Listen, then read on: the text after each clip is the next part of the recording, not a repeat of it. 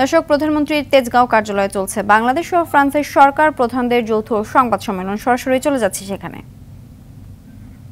ফ্রান্সের মধ্যে এই নতুন কৌশলগত অগ্রযাত্রা আঞ্চলিক স্থিতিশীলতা বিশ্ব শান্তি প্রতিষ্ঠায় কার্যকর ভূমিকা রাখবে বলে আমরা উভয়ই আশাবাদী। বিগত 1.5 দশক ধরে বাংলাদেশে চলমান সাংবিধানিক ও গণতান্ত্রিক ধারাবাহিকতা, উন্নয়ন এবং সুশাসন এই নতুন সম্পর্কের মূল ভিত্তি। ফ্রান্স সরকার বাংলাদেশের জনগণের মৌলিক অধিকার ও মানবাধিকার সুরক্ষায় সরকারের দায়িত্বশীল ও প্রতিশ্রুতিমূলক কর্মকাণ্ডে সন্তোষী প্রকাশ করেছেন। বাংলাদেশের অর্থনীতির অভাবনীয় ধারাবাহিকতার অগ্রযাত্রায় ফ্রান্স সরকার আস্থার কথা দৃঢ়তার সাথে উদ্ধৃত হয়েছে। ইউরোপীয় ইউনিয়নে বাংলাদেশের বাণিজ্যিক সুবিধা অব্যাহত রাখার মাধ্যমে রূপকল্প 2041 বাস্তবায়নে বাংলাদেশের জনগণ এবং সরকারের পাশে থাকার প্রতিশ্রুতির কথাও পুনর্ব্যক্ত করেছেন।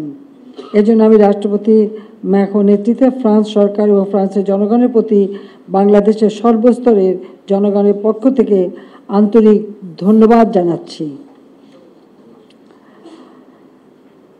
মহামান্য রাষ্ট্রপতি ম্যাক্রোর এই সফরে দুই দেশের দ্বিপাক্ষিক সম্পর্ককে এগিয়ে নিয়ে যাওয়ার লক্ষ্যে বিস্তারিত আলোচনা হয়েছে। এই প্রেক্ষিতে আমরা কিছু সমঝোতায় পৌঁছাতে সক্ষম হয়েছি।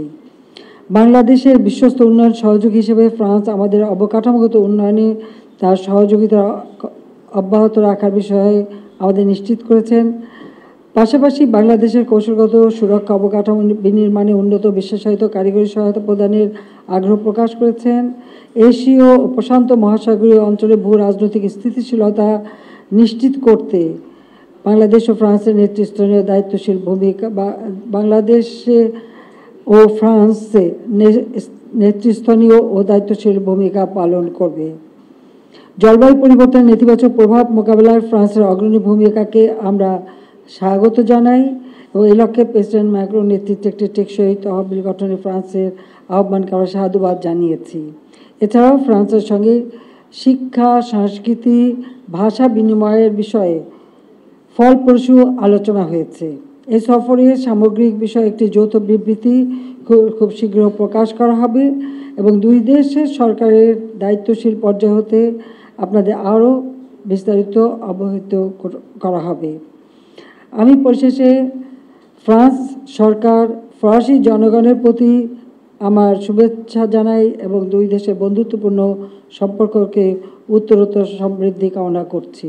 কারণ আমাদের মহান মুক্তিযুদ্ধের সময় সেই 1971 সালে ফ্রান্সের যে সহযোগিতা, আন্দ্রে মালরোর কথা বাংলাদেশের প্রতিটি মানুষই জানেন যে তিনি কিভাবে আমাদেরকে সহযোগিতা করেছিলেন। কাজে সেটা সবসময় আমরা শ্রদ্ধার সাথে স্মরণ করি। কাজে আমাদের দুই দেশের বন্ধুত্ব আরও অটুট হোক, সেটাই আমাদের কামনা। এবং আমি নিজে ব্যক্তিগতভাবে বলতে পারি সবসময় আমি ফ্রান্সের সহযোগিতা পেয়েছি। কাজে আপনাদের সবাইকে আবারও ফ্রান্সের সকল ডেলিগেশন সবাইকে আমার আন্তরিক ধন্যবাদ জানাই। বাংলাদেশ ফ্রান্স মৈত্রী দীর্ঘজীবী হোক। জয় বাংলা, জয় বঙ্গবন্ধু। বাংলাদেশ চিরজীবী হোক। Thank you, Her Excellency, Honorable Prime Minister. May I have the honor to request His Excellency, Honorable President of the Republic of France, to kindly deliver his statement. Merci beaucoup. Merci, Madame la Première ministre. Je vais vous faire donner quand même.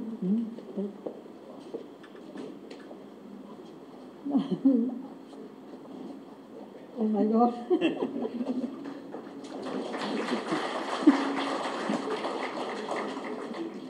You're so kind. No. My pleasure. I was just collecting. I do prefer you understand what I say. Madame la Première ministre, merci beaucoup pour vos mots et votre accueil. Je souhaite vous remercier pour cette invitation à effectuer en effet une visite au Bangladesh et pour votre accueil chaleureux. Et vous avez terminé votre propos en citant André Malraux. Il est sans doute celui qui, à l'époque contemporaine, a scellé cette relation autour de la guerre de libération de 1971 par son engagement, ses mots, par sa volonté d'accompagner ce mouvement populaire que votre père a porté et a su bâtir. Il a, je crois, scellé une amitié indéfectible entre nos deux peuples autour de l'indépendance, de l'attachement à nos valeurs et de l'amour de la liberté. Je suis très honoré, 33 ans après la dernière visite d'un président français, celle de François Mitterrand, d'être à vos côtés aujourd'hui. Et en effet, depuis ce combat de 1971, nous partageons le même attachement aux valeurs démocratiques, à l'état de droit et aux droits de l'homme, éthique sans lequel il ne saurait y avoir de développement durable. J'ai eu l'immense honneur ce matin, aux côtés de votre sœur et de votre neveu, de visiter la maison familiale et de pouvoir rendre hommage au rôle de votre père et à cette histoire aussi tragique, mais qui a permis à la nation d'être libre et indépendante. Et au fond, c'est autour de cette volonté d'indépendance et de stabilité que qu'est scellée aujourd'hui la relation entre nos deux pays et notre communauté de vue stratégique. En effet, nous avons une volonté commune de préserver l'indépendance de nos pays, de ne céder à aucune pression extérieure et, malgré les conflits en cours, au fond, de garder la liberté qui va avec la souveraineté. Je défends, vous le savez, cette troisième voie dans l'Indo-Pacifique fondée sur le respect de la souveraineté et l'autonomie stratégique de nos partenaires. C'est, je crois, cette voie aussi qui vous anime et cette volonté de préserver l'Indo-Pacifique et plus particulièrement la région de l'océan Indien de toutes les tensions géopolitiques. Et au moment où la Russie mène une guerre de conquête impérialiste en Europe, il est ainsi plus que jamais de notre responsabilité de continuer à construire des partenariats avec nos amis de longue date et de proposer des alternatives durables. C'est le chemin que nous voulons emprunter avec le Bangladesh. Vous avez montré à de nombreuses reprises votre exceptionnel engagement pour la paix. Je veux saluer d'ailleurs l'engagement de vos troupes à travers le monde aux opérations de maintien de la paix des Nations Unies, en particulier en Afrique. Cette générosité d'ailleurs pour la stabilité s'étend également à vos voisins avec l'accueil de plus d'1 million de réfugiés Rohingyas.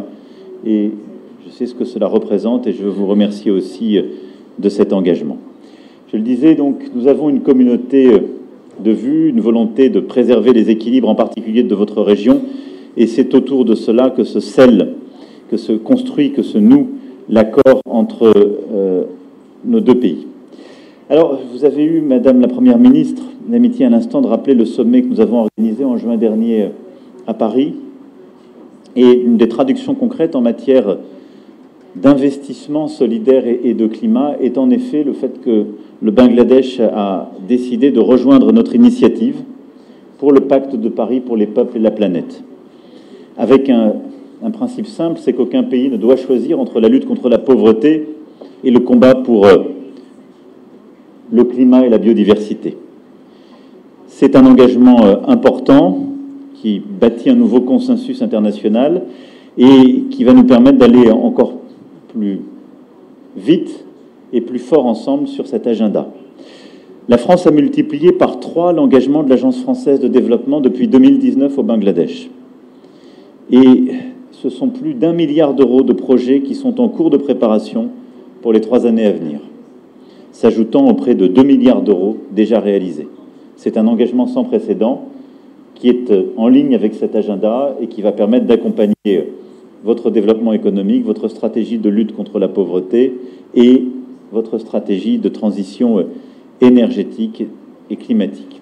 En effet, votre géographie vous rend particulièrement vulnérable aux phénomènes de montée des eaux, auxquels s'ajoutent des événements climatiques extrêmes comme les cyclones, un effacement du rythme des 6 saisons, si particulière au Bangladesh, et un prolongement de la mousson. Ce défi environnemental vous a conduit à développer une expertise inédite en matière d'adaptation au changement climatique, et notre souhait est de pouvoir bâtir, à travers en particulier certains projets signés aujourd'hui, de nouvelles coopérations en la matière. Nous avons d'ores et déjà commencé à mettre en place des filets de sécurité en créant des prêts résilients au choc climatique et en travaillant étroitement avec les assurances à travers l'initiative dite Global Shield. Mais nous devrons aller plus loin, mobiliser de nouveaux financements, y compris en débloquant de nouveaux outils fiscaux, comme la France y est déjà engagée, avec la taxe sur les transactions financières et celle sur les billets d'avion. Nous avons discuté longuement aujourd'hui des forêts et des mangroves. Et je sais votre engagement très concret en la matière, vous savez aussi le mien. Vous abritez une des plus importantes mangroves au monde avec les exceptionnels Sundarban. Il existe un immense potentiel de coopération en la matière. Et sur la base des pactes de préservation, Conservation Package, que nous avons bâtis depuis le sommet de Libreville, notre souhait est de pouvoir avancer d'ailleurs sur ce sujet et consolider le financement international en soutien aux initiatives de préservation de vos mangroves qui jouent un rôle essentiel, à la fois pour la stabilité de votre pays, la lutte pour la préservation de la biodiversité, permettant de maintenir aussi des puits de carbone existants. Et avec ce feu, vous le voyez donc, en matière de lutte contre la pauvreté et de climat, nous avons une déclinaison très concrète de l'agenda de Paris de juin dernier et de ce pacte de Paris pour les peuples et la planète. C'est le même agenda que nous allons poursuivre en matière de souveraineté alimentaire. Nous appuyons votre agenda et le Bangladesh sera convié au sommet de la coalition pour les cantines scolaires que nous organiserons en octobre prochain à Paris, qui permettra de poursuivre l'engagement que nous avons pris aux côtés de plus de 80 autres États à fournir à chaque enfant un repas scolaire par jour. Vous avez d'ailleurs anticipé vous-même, Madame la Première ministre, ce type d'initiative avec le programme mis en place il y a plusieurs années en faveur des enfants scolarisés dans votre pays.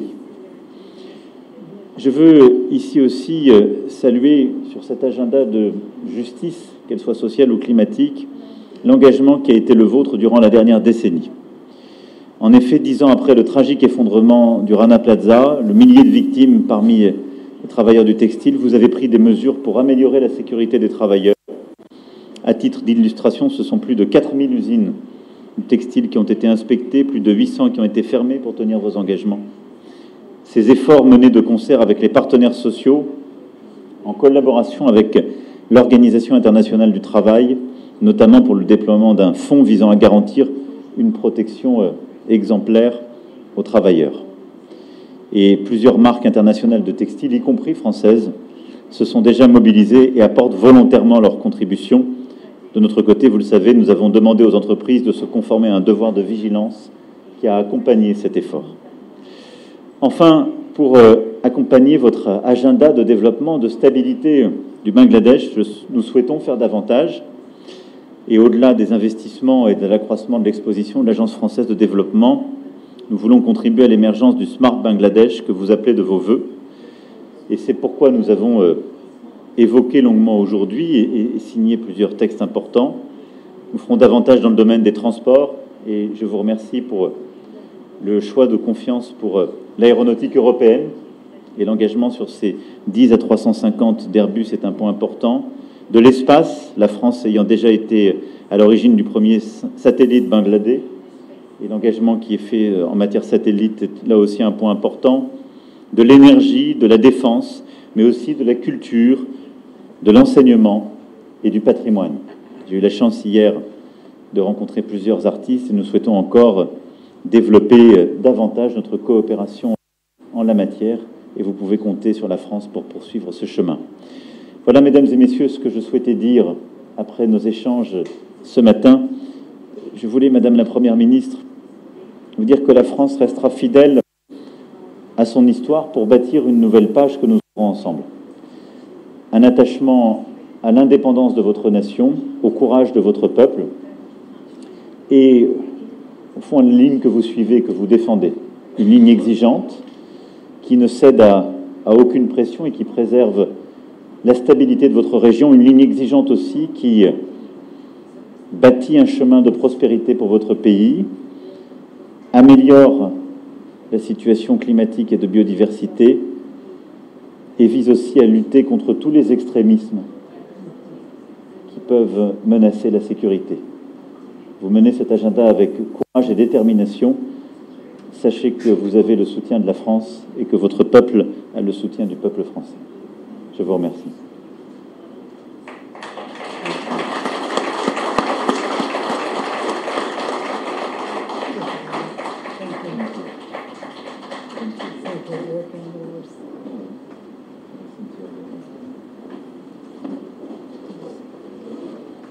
Thank you, His Excellency, Honorable President. Now, may I request Her Excellency Sheikh Hasina, Honorable Prime Minister of Bangladesh, to kindly hand over the gift to His Excellency Emmanuel Macron, Honorable President of the Republic of France. So this one, the first one, so he was in jail. He was born when he was in jail. This is China. He visited China in 1952. So the friends one. This. Thank you. Thank you.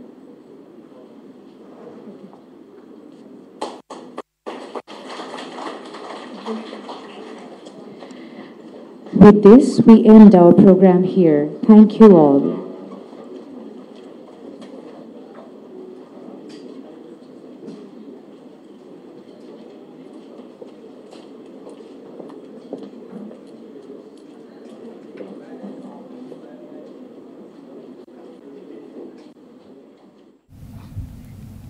দর্শক দেখছিলেন বাংলাদেশ ও ফ্রান্সের সরকার প্রধানের যৌথ সংবাদ সম্মেলনের অংশবিশেষ।